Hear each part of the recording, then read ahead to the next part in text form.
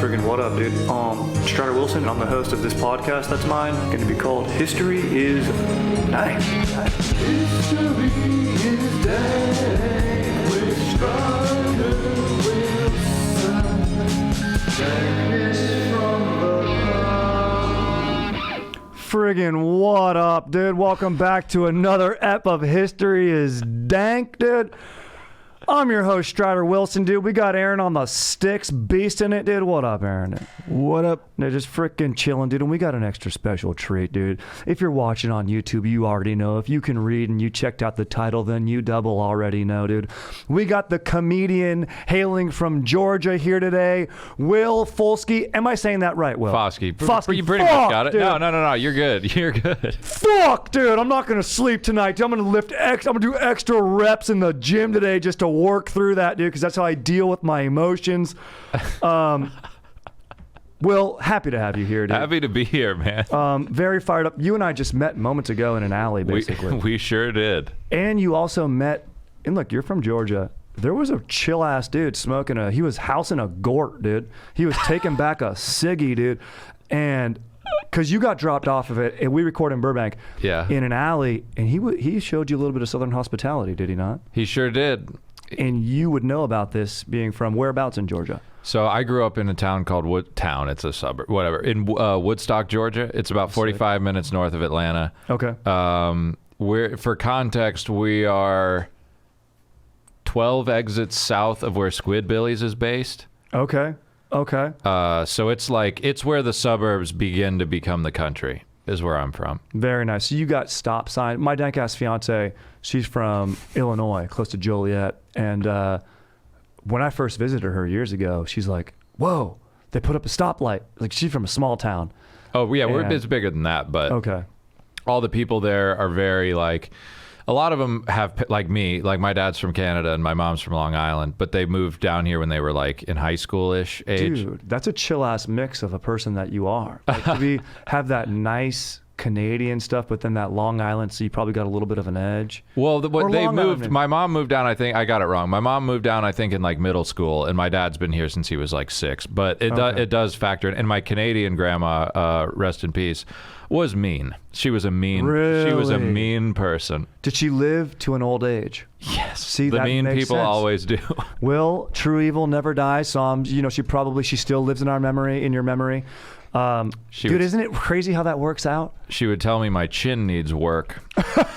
She would tell me that like when you were a child? Nah, like probably 17. Dude, that's amazing. It was pretty intense. And I talked to my cousin Sarah Beth about it, and she was like, you were the favorite. And I was like, if that was what being the favorite was, I could not imagine what y'all had to deal with. Dude, your grandma just body shaming you? Will, your calves, come on, get in the gym. I'll be honest, again, I don't want to speak ill of the dead here, but this isn't too crazy. Waste of a Canadian. She didn't like hockey. Whoa. She got mad when I brought up that Dan Aykroyd was from Canada. What? I love Aykroyd. I don't care for him. She's like a less rich Lucille Bluth, to be honest with you.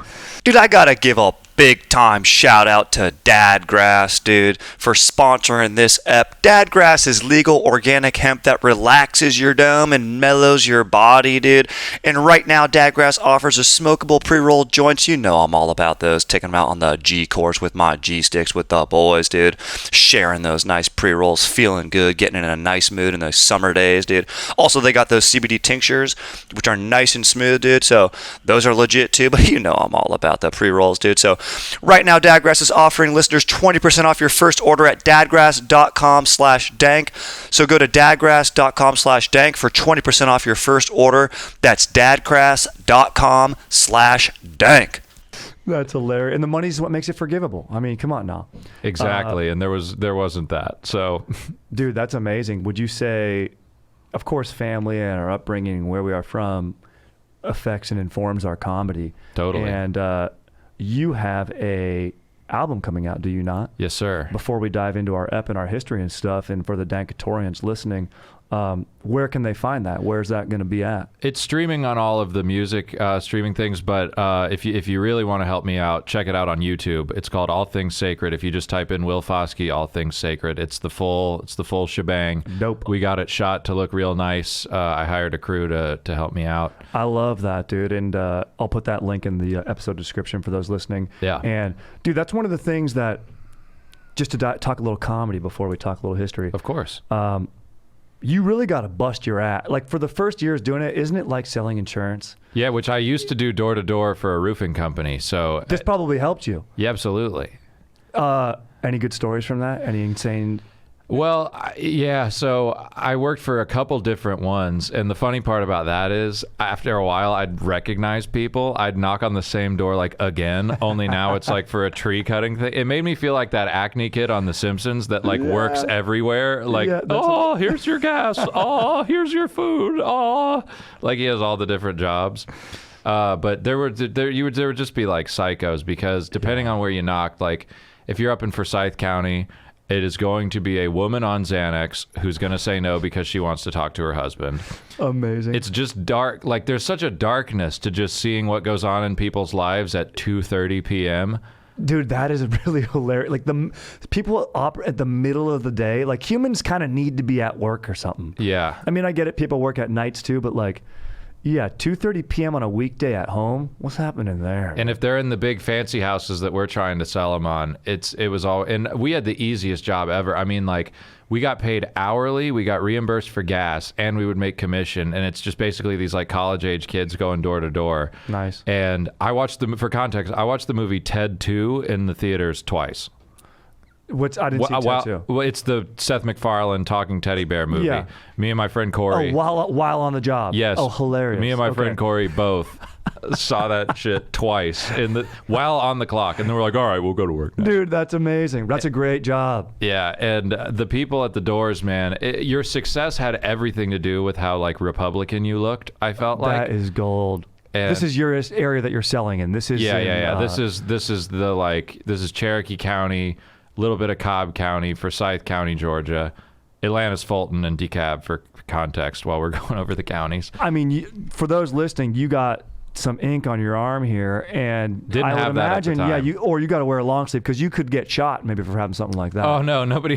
Hey dude, oh wait a minute, I didn't see it. They don't like that. Oh, Georgia. So this is what the ink is, if we want to talk about it. So this right here is for the Atlanta Thrashers. It's a brown thrasher perched on a hockey stick, which is the state bird. Am I correct? Correct. And it's also a dead hockey franchise. Whoa. Yeah, dad from Canada, loved hockey. Dude, let's go. Then over here we have a sea turtle skeleton wrapped in kudzu, very Georgia. Okay. And then right here we have this, which looks like some live, laugh, love bullshit. But I'm gonna.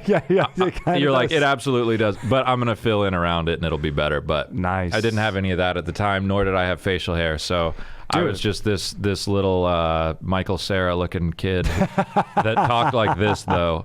And you're kind of like Beck a little bit in that way, where like. You have this booming vocal. Like, I could see you being the lead singer of a band. You know what I mean? Like, just this. Well, I am in a band. They're called Square Pizza, and my friend Matt, William, and Khaled, back in Georgia, they're all comedians too. Nice. We have a band and we play around town. Don't all comedians just kind of want to be lead singer, like rock stars too? Yeah, well, I say we. It's really more their band that they let me play bass in. But please check them out. You will not be disappointed. Will, if I was gonna guess, I was gonna say bass, but I could also see you on drums. Yeah, I grew up playing guitar, and then they already had all the other stuff, so I was like, oh, play bass. But now I actually really like it. It's a lot of fun. Dude, it seems like I have the most neck. fun. I have the neck for bass. That is true. You can just kind of. Yeah, dude. That's bass neck. Now I'm known for, and excuse me if this is too much, and I'm a bit of a pervert. Oh, sure. You've got to know that.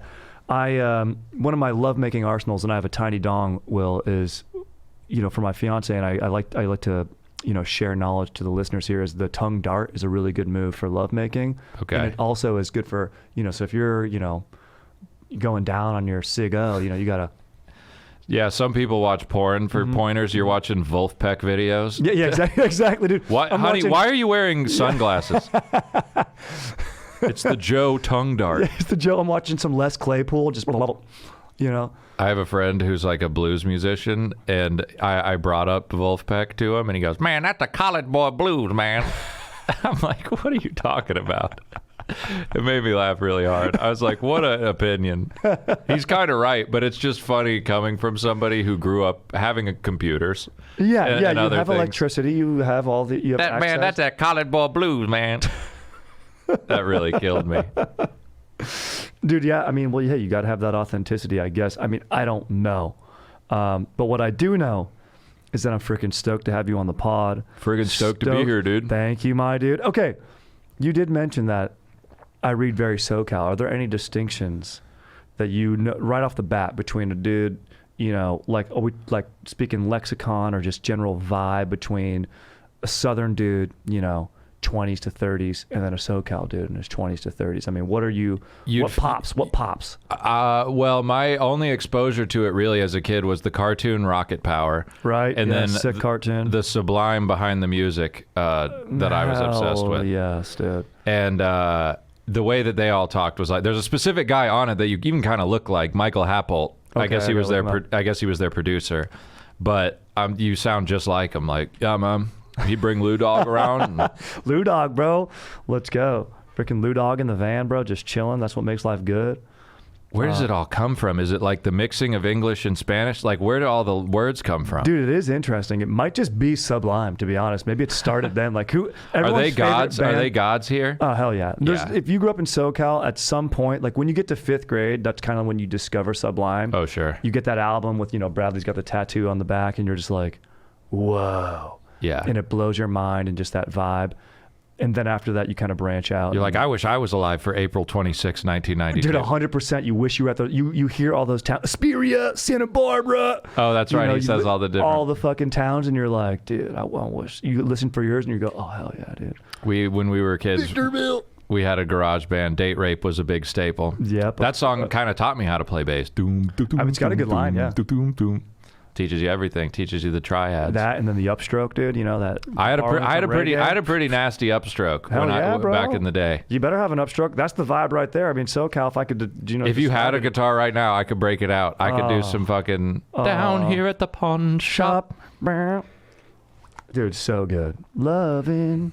All right, but enough SoCal, dude. We're talking Georgia today. That's right. And we got Will on here who's repping Georgia very well, which I like to see the ink. I like to see that. I was basically going to give you to start before we dive into, we're going to be talking about Sherman's March to the Sea. This is the Civil War. And, you know, William Tecumseh Sherman, and he had this theory of total war where he said, in order to break the Southerners, we need to break their spirits. And I think it's the people. They might need to do that again. Exactly. Like, depending on who you ask. Right, bro, exactly.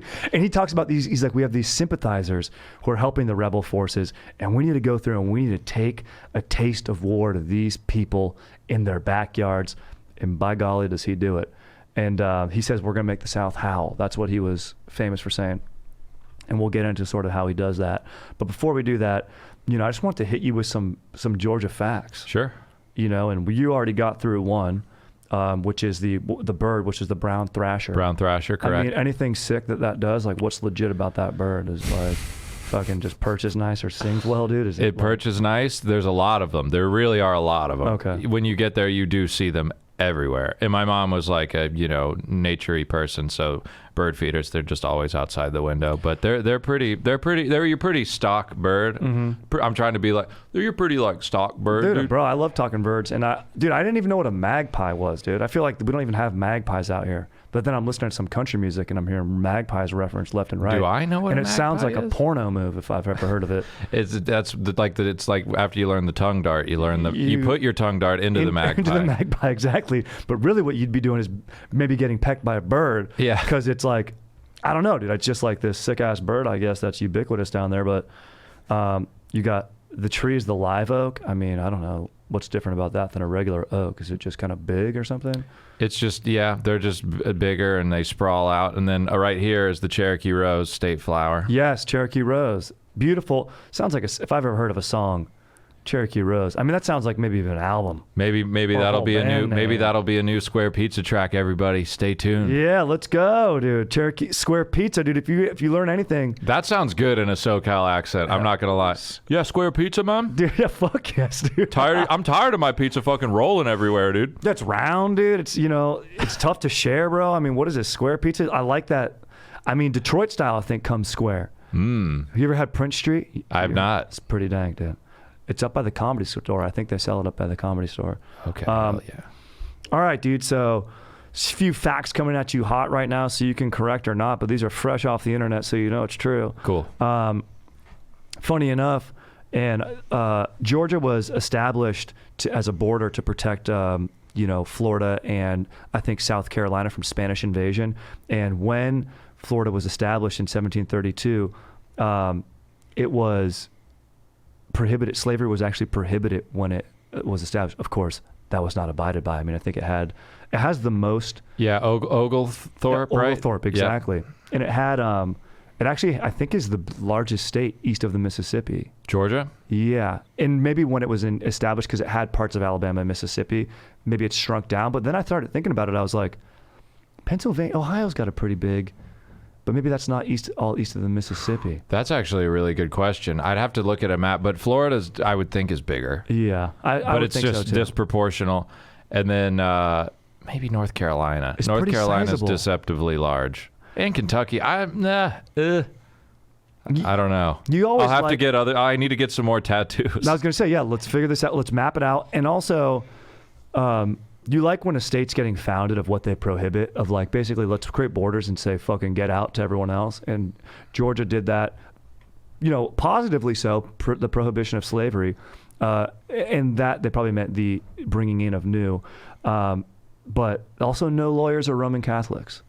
I grew Get 'em out. I grew up Catholic in the South. Whoa. Yep. How's that go? Any stories from that? Or, I mean, Yeah, just one. So when we moved to the neighborhood I grew up in from when I was 8 onwards, it was like your typical like cookie cutter suburb place. And my parents went to this like pool party, whatever they did, like a Memorial Day thing or something. Yeah. And a guy came up to my dad and was like, "Are you saved by our Lord and Savior Jesus Christ?" amazing, dude. And my dad was like, my wife and I are confirmed Catholics. And he's like, "That's not what I asked you." So like kind of, I don't know. I said this actually to my friend yesterday. I always, not to steal valor from arguably the cooler religion, but I've always felt closer to Jewish people than Baptists. Yeah. Because Same. you are looked a little bit as other than.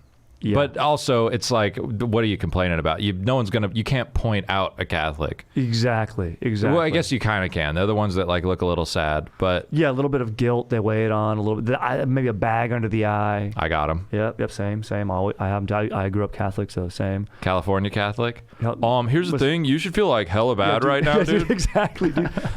He like fucking died for you, dude. Dude, that was like when fucking Derek hit that gravity bong and stepped in for you when we knew that you were too fucked up. So Jesus is basically like Derek, if you think about it, dude.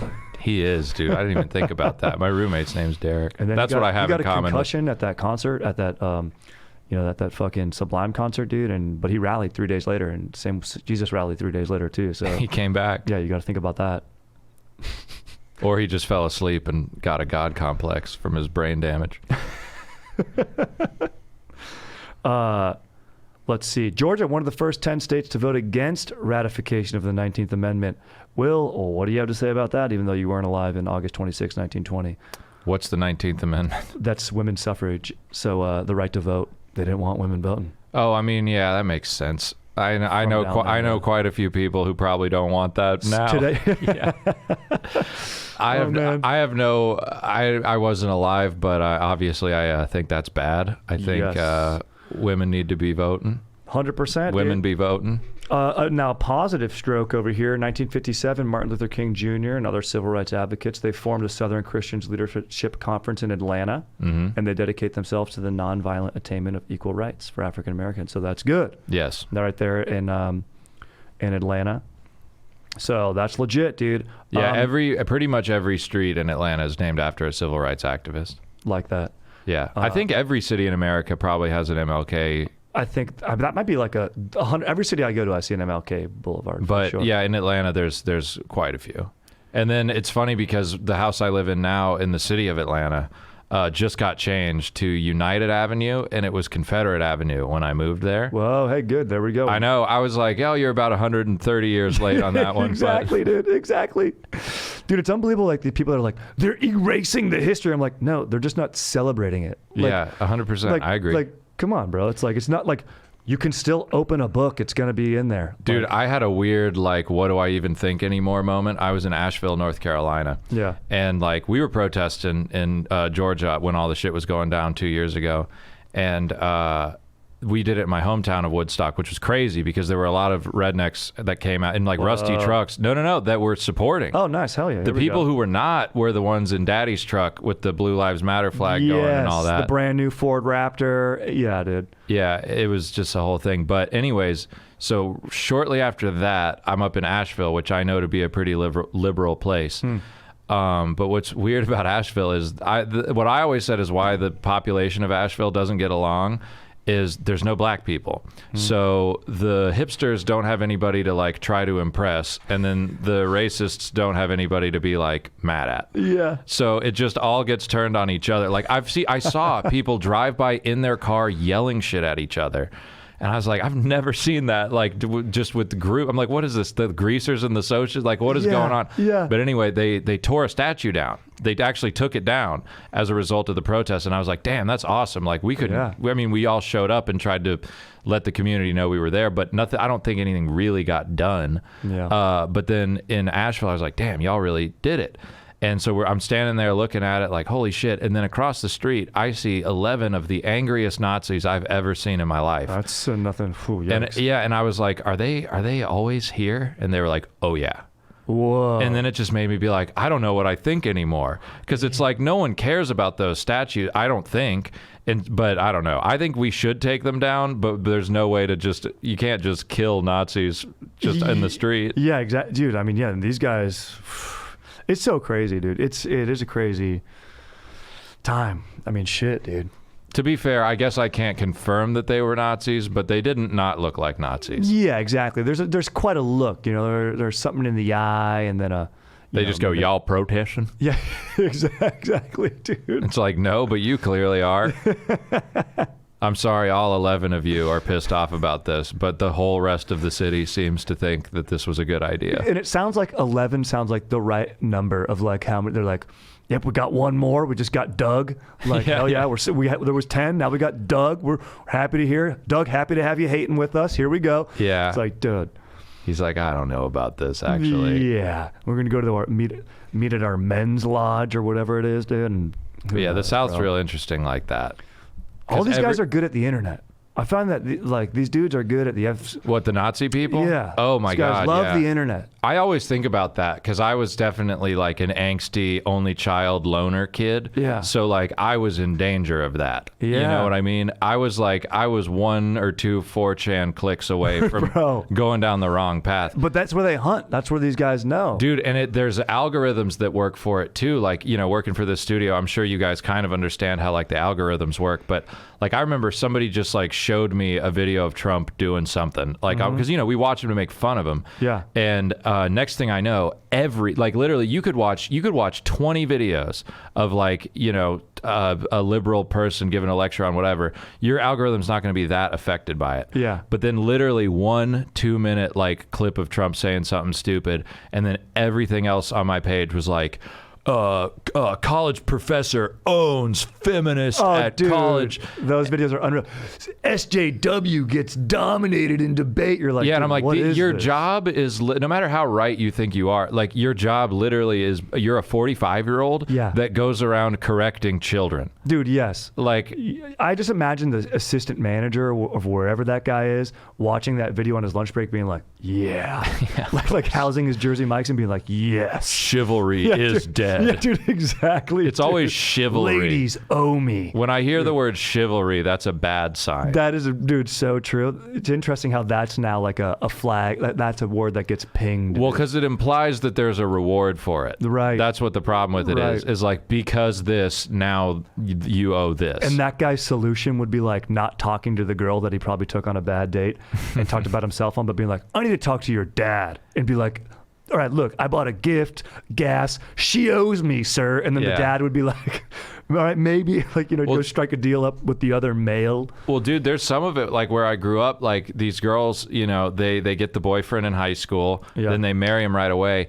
and their Instagram name is now Mrs. whatever his name is. Right. Which is, but also they're happy with it. It's just a different place. It's very... And that's great. If that's like, she likes that and she's into it, cool. Like, yeah, I'm not comparing them to the Nazi people. That's just something I personally wouldn't do that feels a little outdated, but it's not, I don't think, hurting anybody. I just hope the girl actually wants to do that. That's what I hope as well. You know what I mean? Yeah, that's what I hope as well, exactly. The guys who might be comparable to Nazis are dudes that have like .eth or .crypto in their Instagram stuff, dude. Oh, yeah? And I'm like, no, those aren't Nazis, but I'm just like, dude.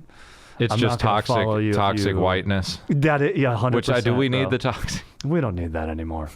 We don't need that, but... Damn, Will, everyone's at home. Damn, Will, you go to California, now you're calling white people toxic, dude. Exactly. You've changed. It's in the water, dude. How dare you accurately just talk about stuff that happened? Well, there is a faction of that, and it's gnarly, and what else is gnarly was frickin' Sherman's march through Georgia.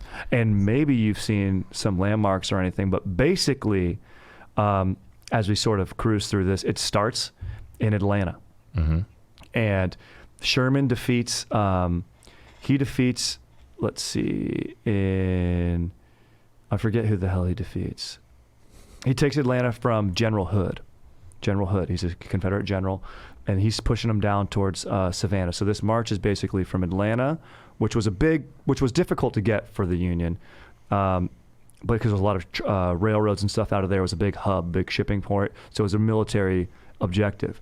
But then this march from Atlanta down to Savannah was definitely a military objective, but more, like I was saying, a symbolic thing, because at that time, Savannah and the Confederacy was viewing themselves as their own country. Look, we don't need you, the North, get out. Savannah was a huge hub, like a shipping hub, sort of as New Orleans, but it connected to the Gulf of Mexico. Lincoln was worried about like Napoleon coming up through Mexico and supporting the South, and then then you're fighting the French all of a sudden, and big issues. So it was a symbolic thing to get down to Savannah, and if you can capture Savannah, you can sort of take the heart and the spirit out of the Southern people, being like, well, shit, man, that's a big port for us. That was a link to the outside world, made us sort of more cosmopolitan, could do our own trade deals and stuff, because shipping was big in the North. And so that was like, I guess you could say, if you're in sales here and you're selling this march, you're saying, okay, we need to do that, we need to break the spirits. But really, Sherman was saying, we're going to really cause some havoc here and do some stuff. And, if you read through it, there's some dark shit. Like all the stuff history's written by the victors, right? Right. You don't hear about the gnarly shit that these troops were probably doing to the Southern people. A lot of chivalry, a lot of aggressive chivalry on behalf. The Southern I would women imagine. that were down there. I mean, we know that this was bad, but so we don't want to glorify that. And that's always tough in anything history. You have to look at sort of from this lens and zoomed out of saying, look, we're not applauding anything that he I don't think we'll get epically owned online for this. People understand that there's context. Exactly. But it is interesting, and it is sort of this idea that was borrowed from and, definitely used throughout in history previous. But what makes it interesting is it's a brother-on-brother war. So this is the first time, because it goes against Reconstruction. It's difficult. You have to fight a battle for a populace that you then want to bring back into your country. So if you go there and you burn their homes and their barns and start killing, and they made a point like, they didn't want to kill women or children or anything like that. I'm sure there was a few that you won't read about, but you want these people to come back in. You can't just go and take a blowtorch to this and be conquerors, right? You need to get, that was the goal, to bring people back in, and Reconstruction was its own thing. But I think you get the term bummer from this march, which was interesting to me. And it's because you would have these guys, first of all, the Southern troops would go through, and they knew Sherman was coming, and they would like burn any or use up any supplies. But then the northern troops would come through and really, they would just call them like bums and stuff, and they'd call these guys bummers, and I think that's where it came from. And so major bummer comes from this term. You get a lot of Civil War terminology, a lot of stuff that we use today, like hookers came from a guy because you would have ladies of the night staying next to encampments, right? You know, wartime economies happening. And General Hooker was a Union general who was known so much for indulging in prostitution that the troops would call him, oh yeah, these are hookers, ladies. These are just, and it just became hookers. Wow. That's a little different, but then you get bummer from Sherman's guys, dude, which is pretty gnarly. Dude, it's summertime right now, dude, and it's too nice out to be too damn high, okay? Just because we've aged out of summer break, which honestly, dude, I'd like to revolutionize that. I think it'd be a good cause for my boys, Chad and JT, to take up of everyone should be getting summer breaks. But anyway, that's beside the point, dude. And it does not mean that we need to not chill out, dude. So we got to ditch these munchies, ditch the paranoia and the potency of today's weed, and just get some of that dad grass, dude. You know I'm all about those pre-rolls, dude. And I like taking those pre-rolls, those dad grass pre-rolls over my boy Joe's house, dude, watching an outdoor movie on his projector, dude, just feeling good. We got it's the summer weather, dude, and you know, it's replacing that freaking glass of wine with a nice little CBD pre-roll, which I like. Like I mentioned, they got the tinctures too if you're into that. So it's just legit, dude. And dad grass, it's legal organic hemp that relaxes your body and mellows your dome, dude. And the best part is all dad grass products are federally legal for ages 18 and over, and it ships right to your door anywhere in the USA, dude. So go to dadgrass.com/dank to check out their products. So it's the best, dude. I mean, it's a great way to enjoy summer, dude, whether you're looking for a new buzz or a chill way to enjoy an old favorite, dude. A good old movie. I like to put on a classic movie and get a nice little mellow Dadgrass buzz, dude. So right now, Dadgrass is offering our listeners, Danktorians, 20% off your order when you go to dadgrass.com/dank. Go to dadgrass.com/dank for 20% off your first order. That's dadgrass.com/dank. Damn. They were burning barns. They were killing livestock. They were eating the livestock. They left their supply chain, which was a risk. Sherman wrote Grant being like, look, we're going to leave our supply chain and just go on this march straight to Savannah. And Grant's like, you won't be supplied. He's like, don't worry. We'll supply ourselves. And they would burn barns strategically too, because usually they'd have signal flags. They didn't have radios, obviously. And the flank was so wide, 60 miles across as they went from north to south. Or how is it exactly? Is Atlanta, it's like a little bit like... Savannah, if you're going to Savannah, you're pretty much going southeast. Okay. It's like diagonally down. Okay, so that's because Savannah's on the coast, yeah. From the north, that southeast movement down about 60 miles, and to communicate where they were with each other, they would just burn stuff so they could see in the distance. So very gnarly. That is fucking wild. Turning over railroad tracks, really some gnarly stuff. Do you have any stories, or did you learn about this in school? In SoCal, we learned about like the missions. Did you learn about that? So not really. I have a little bit of experience. I always bring this up. It's funny. I just did a podcast before this. It feels weird saying it twice, but this is a new. This is the fresh take. This is a new frontier. Everybody, buckle up, baby. But so my mom was an author, and so she wrote a lot of books for the Department of Natural Resources. Or articles for them, and then at some point she got commissioned. You know how every Barnes & Noble has like those sepia-toned books where it'll be like the California Railroad or whatever it is. So she wrote one about Ossabaw Island. It's off the coast of Savannah, Georgia, and I spent 2 summers there as a kid. Like, while my mom was working, basically, we would like help out with like the work that they needed done. They had like a little farm thing there. Awesome. And in exchange for that, we got to stay for free because my mom was writing the book. So I got to talk to a lot of people. Like, it was pretty wild, like basically firsthand see everything, because it was like an old Spanish tile looking house, because the woman who lived there, her parents were carpetbaggers, as they'd be called. Whoa. They came down from Detroit because they were motor tycoons. Yeah. And then they just bought an island. What? This is a little unrelated to like Civil War history, but it is just no, this is great. The woman herself was history, but she had a living room that had like rhinoceros heads and real ones, and like extinct gazelle looking things, like with the curly horns that you don't see anymore. Everything in her room was the final kill. She's like, I extinguished that animal. Yeah, and I would ask, I'm like, how did you get them here? And she, well, they would ship them over from Africa and shoot them. What? I know. Oh, and just like hunt them on the island. On the island. And I thought to myself, I was like, how quickly after you opened that little gate did you kill him? Because it just made me picture this guy with like a mustache, and they open it and the rhino runs for like 2 seconds, and then they're like, I got him. Did you see? Yeah. I got him. And they feel all tough, and it's like this thing got off a boat. That's it. They looked, all the pictures, all the people looked like Teddy Roosevelt and all this weird shit. And, dude, Teddy Roosevelt, you heard his story. That's why we get the teddy bear. Yes, I did know about that. It was a similar thing. He saw this decrepit bear and he cried, and he's like, I'm not going to shoot that thing. Like, this is horrendous. Oh, teddy bear, so soft. But it turns out he's pretty badass. He was pretty badass. Also, what was I? Oh, she knew Jimmy Carter. She was close personal friends with Mr. Jimmy Carter. Whoa. The president of the United States, and brother of Billy Carter, famous for his Billy Beer commercials in the 1980s. I haven't seen these. I don't know. Aaron, do you know about those commercials? Oh, yeah. Yeah, let's go. Aaron's a legend. All right, St. Louis. He knows. He knows. They have some, there's some trash in St. Louis, too. Dude, that's a I'm pretty... from San Diego, but thank you. Oh, I thought you're just a... Never mind. We talked about the Cardinals earlier. Sorry.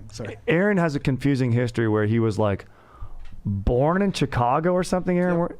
Yeah. Born in Chicago, and then for some reason Raised in San Diego. Raised in San Diego, and then why do you like the Cardinals again? Mark McGwire, man. Okay, so then he's a McGwire guy. And also, it should be noted that Aaron, look, he's a legend, he's a genius, but he likes Five Guys more than In-N-Out. So that's insane. That's and I live in the land of the Five Guys. Yeah, so that's what we're, It's a little too, it's the Chick-fil-A of hamburger. It's like, why do we got to dress it all up? And then also make it shitty. Yeah. And, just... what is it? Like contrived charm is annoying to me. That's a great term right there. I love personally. That. Like, if the place looks shitty, it just happens to, cool. But like, whenever you see somewhere that's like built and then they design it to like look bad on purpose, you know what that is to me? That's reconstruction. That is like that is reconstruction. Portillo's does that, but it's kind of dank. Like it's supposed to have this old type of feel to it, but you're like, no, like you haven't been here forever. You built this yesterday. Exactly. Yeah, that's. That lack of authenticity, I hate that. But dude, I have my own little thing about the South, because first of all, obviously it's a good thing that he burned Atlanta down, because it set forth the chain of events that caused the North to win the Civil War, which they should have. Yeah. And also it made Atlanta, I mean, now there's too many gross glass condos that look like shit, but like, Atlanta does have its charm, and it looks like a somewhat modern city, whereas if that didn't happen, we would look like Savannah. It would be Savannah with a smattering of skyscrapers, and I don't know if I would like that. All the door handles that are 2 feet off the ground because people were shorter back then. Yeah, no, thank you. Oh yeah, but also ghosts, bro. You got ghosts in those fucking buildings, dude. But have you ever been to Savannah or any of that area? Never. I went to the Atlanta airport, got lost there as a kid, but other than that, no. You feel like you're in the South. You feel like you're in history times because of all the old like buildings and whatnot. But just to bring it back to the island real quick, though, I want to hear about this. It was so crazy. Like, dude, there were slave huts on the island. Whoa. Yeah, I mean, obviously they weren't like using them, but they were there, and they were made out of this like weird stuff. But it just like seeing all that like firsthand as a kid, and then going into school, where I did go to private school for a little bit, but then when I transferred to public school, it really was like a chapter about slavery out of the whole thing. And then having like actually like seeing like the stuff from it and being like, oh, this woman that I met had slaves probably, or it was the early 1900s, so it probably wasn't called that, but like, you're on an island. You have a dead rhino's head in your living room.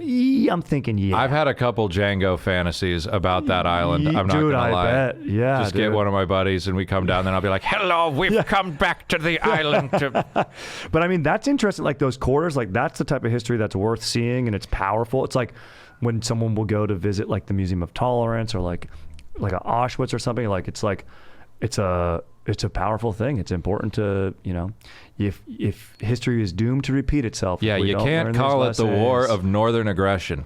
Dude, yeah, you're saying that. Were you aware of that? I've heard that, but I've never met anyone that like says that or anything. But they didn't say it in my school, but there's a comic out. He has a joke about it. Caleb Simon, shout out, bro. You're hilarious, bro. Dude, Always shout out as up to many you. bros.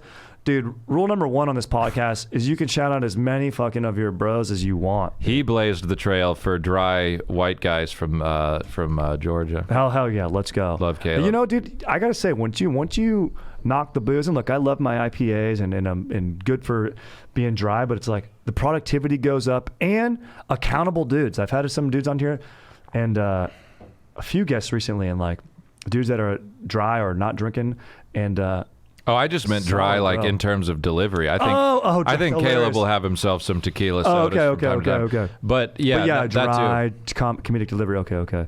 And also dry in terms of that. I'm coming up on 3 years, man. Hey, congrats, bro. Keep it going. You used to have a problem. Hell yeah. Hey, you know what? Step 1's admitting. Step 2 is, and there's many steps to doing what you're doing. So I'm good on you, bro. I fucking love that, dog. And it's good for the Danktorians to listen to that, because we get a lot of young guys.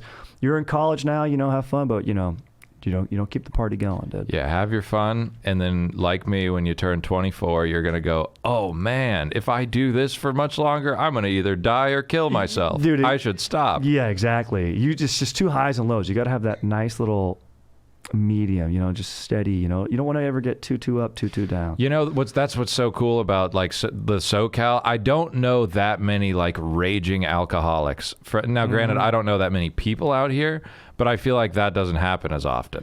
Everybody is a little more chill, maybe because weed is just so tolerated. I think so. I think like the Northeast rings to me, where it's like you get like sports gambling. Like you look at all these casino or like sports books that are opening up. The Northeast is pushing that heavily. Yeah. Jersey, Connecticut. Like I think you get a lot of heavy drinking up there, and then in SoCal, I guess you take it out. Like you got some shit to do, especially like the winter time. There's no winter. Yeah. I feel like if it's cold as fuck, what am I going to do? I'm going to stay in and probably have some beers, and like that's about it. Yeah. But in the West Coast, dude, freaking sick as hell. You can go surf, skate, snow. This is fucking same day if you want to, bro. Hearing you and that guy, I guess that guy, he's like the president of this, I think. But hearing you guys talk about going golfing, that was fun for me. Oh, dude. Oh, yeah. You know what we haven't hit up in a while? I was just like, dude, it's happening. Dude, exactly. They're doing it. And dude, and he's the man, dude. That's Mike, dude. Shout out to fucking Mike, dude. Shout out to Mike, man. What a beast, dude. I mean, dude. Share my album on your Twitter. Yeah, dude, Mike's a beast, bro. Check out that album. I'm going to put it in the thing. And I mean, honestly... Or special. I'm trying to train myself to special. I mean, it's an album as well, but special. The special. Right, exactly. Special, I put a lot of my own money into, so I should be promoting that. Well, 100%. I'm happy to assist, and always happy to have you on. And fucking, I was watching your clips online, so you're funny, and immediately I was like, all right, hell yeah, come on. Oh, thank you, man. I appreciate that. And basically, we're kind of winding down. I mean, Sherman gets to Savannah December 21st, 1864, and then on December 24th, he writes a letter to Lincoln saying, "Merry Christmas, President Lincoln. Your gift is Savannah." So a little telling, and that's basically it. So he makes it. He fucking, they really make the South howl, and we talk about it to this day. I remember covering this in school, and it's pretty gnarly. But it also demonstrates, and it also is a leap forward in future wars. They kind of say the Civil War is sort of a dress rehearsal for World War I. Technology, like Revolutionary War, you're still using round bullets. It's still the type of war where you fucking march up in a line, do volleys, fix bayonets, and charge, which seems horrendous to me, dude. How did nobody at the time be like, should we or why are we doing this? It was just discipline. Like the most disciplined army would win. Guys that would hold their ground and then stick to the flanks. And the British at the time of the Revolutionary War were the most disciplined, and the colonial army would lose because basically everyone in that line has the mindset of, guy next to me is going to get shot, not me. Everyone's thinking that. Otherwise, how would you go and do that? How could you go there and just be like, I will be the one to get shot right now? So then it became trenches. And then you start digging trenches, and really there's a battle of Vicksburg, a siege of Vicksburg later with Grant. That is where World War I really is. People are like, whoa, and the Europeans would send military scouts over to the United States, working in conjunction, maybe advice for the Union Army, probably the Southern as well, and sort of strategizing. And because you get shells at this time and bullets so there's more accuracy. And then of course in World War I, you have the big issue of Gatling guns are introduced towards the end of the Civil War, which was just a huge, gnarly game changer. And then you have machine guns in World War I with Civil War strategy. It's just That was the first time machine guns came around? yeah, ubiquitously, and that like all the sides had them, and shelling and artillery was so accurate that they developed the term shell shock. Like it was just brutal. Shell shock was the original PTSD, wasn't it? Yeah, there was battle fatigue, shell shock, PTSD, war torn, all terms for, yeah. Damn. Yeah.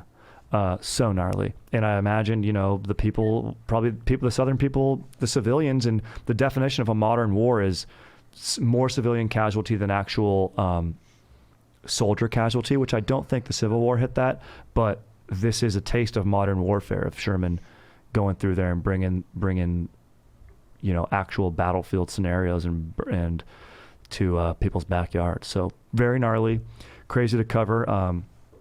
And one of the many turning points of the war, and sort of towards the end of a chapter. I mean, this was 1864, so we're nearing the end. This is after Gettysburg, but big. In any case, before we bone out, do you want to frickin' maybe answer a question from one of our Danktorians? Sometimes people write in with a history question or an advice question. Yeah, absolutely. And okay, let me pull it up here. All right. This comes from Brett, and he says, let's see here. It's quick and easy. Yo, Strider, what up, dude? Aaron Beast on the sticks. I'm rolling solo to a wedding. Any advice? Thanks. Late. Oh, man, I guess we need a little more information than that. I mean, that's true. I mean, look, the obvious this one... is also on me. I do say keep it short and sweet sometimes, but... the obvious advice from me would be don't get too drunk. Yeah, that's true. Don't get too drunk in front of the family. Because then you're going to become someone's burden too. They got to look after you. That's annoying. Don't be that guy. Don't hog the spotlight. I saw that happen once. Yeah. A friend of mine sang a song to the married couple, and it was very tasteful, and people liked it. But then 2 songs later... Oh, no. And gifting a song is always dangerous. It's never like, oh, look at this gift. It's like, no, he sang look at My I can Way sing. by Frank Sinatra. I was like, Frank Sinatra has a song called Love and Marriage. Why wouldn't you sing that one? Unbelievable. And also, why wouldn't he sing My Way by Limp Bizkit? My Way. Why wouldn't he sing Break Stuff by Limp Bizkit? Yeah, exactly. Woodstock 99, that shit. Thank you, dude. Then that's sick. And putting in a real starts at a performance, head bobbing, maybe some moshing. But no, that's correct. Don't steal the show. Yes. Don't steal the show. Look, it's a little... I would try to say if, there's a singles table, usually they'd have that. If he's rolling solo to a wedding, I mean, usually you don't invite one person solo. And you know what? Just to be safe, talk to a girl with a different color hair than you. That's great. That's a great... You know what I mean? That's the type of advice that I like hearing right there. Exactly. Or guy, I don't want to assume. Talk to some... Yes. Make it a little exciting. Spark up a conversation. Don't hog it. Don't get too hammered. If you do sing, you get one fucking song, dude. One song. You get one. And even doing that on the wedding day is bold. I mean, maybe rehearsal dinner, but you're and probably don't not make going it to My that. Way by Frank Sinatra, a song about him and his own accomplishments. Yes. But if you're listening, amazing. Chaz, you have the voice of an angel, and we all did enjoy it. Brett. But Dude, objectively, 3 was too many, if you ask me. 100%. Aaron, you got any tips? I was gonna say if you're talking about singing My Way, don't do that in the Philippines. Wait. You guys know about that? No, what happened? The My Way murders? No. If you sing My Way in the Philippines at karaoke, which they take very seriously, you will get stabbed. Whoa. What is the... Before you go, let me ask you a question. Sure. What is the breakfast burrito of Georgia? I mean, we're not, Texas has breakfast tacos. Breakfast tacos. Interesting to me. Canada has poutine. Mm-hmm. Italy has pizza. What does Georgia have that's just so damn dank that I can't be skipping it when I'm down there? Because you got to get yourself a breakfast burrito when you're in SoCal. Chicken biscuit. Whoa. With gravy. Oh. If you're in the city of Atlanta, go to Homegrown. Get the comfy chicken biscuit. You can't go wrong. Do they sell like a bad version of that at Cracker Barrel? Yeah, kind of. But it's. I would say if I had to pick, it's not like that's what we're eating every morning. Yeah, but this is what you got to try. Yeah. It sounds so common. I mean, I could be wrong. I feel like everywhere has it, but the chicken biscuit, man. All right, no, I'm in. I mean, I'm in the South. Chicken biscuit. You almost can't say it without sounding. It's Southern. so true. Chicken biscuit. Yeah, you can't say chicken biscuit without. Mm-hmm. There you go. Chicken biscuit, dude. It doesn't sound quite right, you know? Chicken tacos sounds perfect. That's you know what? That is a good indicator of a local cuisine. If you say it, do you lean into say it in the accent of the people? Yeah. Chicken biscuit. Yeah. Piece of pizza. There you go. Piece of pizza. You're like, no, maybe not here. I don't think so. Speaking of here, there, and everywhere, yes, your special is going to be out. It is out. Check it out on YouTube. I'm going to put it in the description. Please do. Anything else that the listeners need to be looking out for to catch you anywhere, or doing shows next, or what's good? Well, I'm trying to get a tour set up because now that the album/special, got to get used to different times now. You know, we do both. Yes. Now that all that's out, I'm touring with new stuff. Dope. Trying to get the new stuff going, and ideally, I want to do like one-nighters in like weird places. But if the clubs offer, of course, I'm going to go there. Of course. But besides that, like I said at the beginning, check out Square Pizza. It is a band that I play bass in, and my very talented comedian friends do most of the work. But I love them, and I want to promote them as well. Hell yeah. And then lastly, of course, All Things Sacred. Will Foskey, All Things Sacred, full special on YouTube. Hell yeah. Link below. I worked real hard on it. It's all my good jokes from over the years, and you know, if you enjoyed this, I'm sure you'll like it. A lot of it does have to do with the South and how religion plays a part and all that. Oh, but it's not. But it's not like gonna be at the end where it's like, and if you switch over to Jesus, that's not what we're doing. No, but you know what? I love that you got your perspective, mining that point of view, the emotional mining. I mean, it's really awesome, man. And congrats on putting that out. I'm happy. Thank you. I can't wait to check it out myself. Will Foskey in the house. Check it out. Also, questions, comments, suggestions, StriderWilsonShreds@gmail.com. Always check it out. Thank you for listening to this freaking dank-ass ep of History is Dank, and we'll catch you on the next one. Aaron, you're a legend as well, as always. Thank you. Freaking stay stoked, and we'll catch you guys next time. Appreciate you, bro. Dude, my pleasure. Thank you. Dude, this was great. Yeah. Thank you.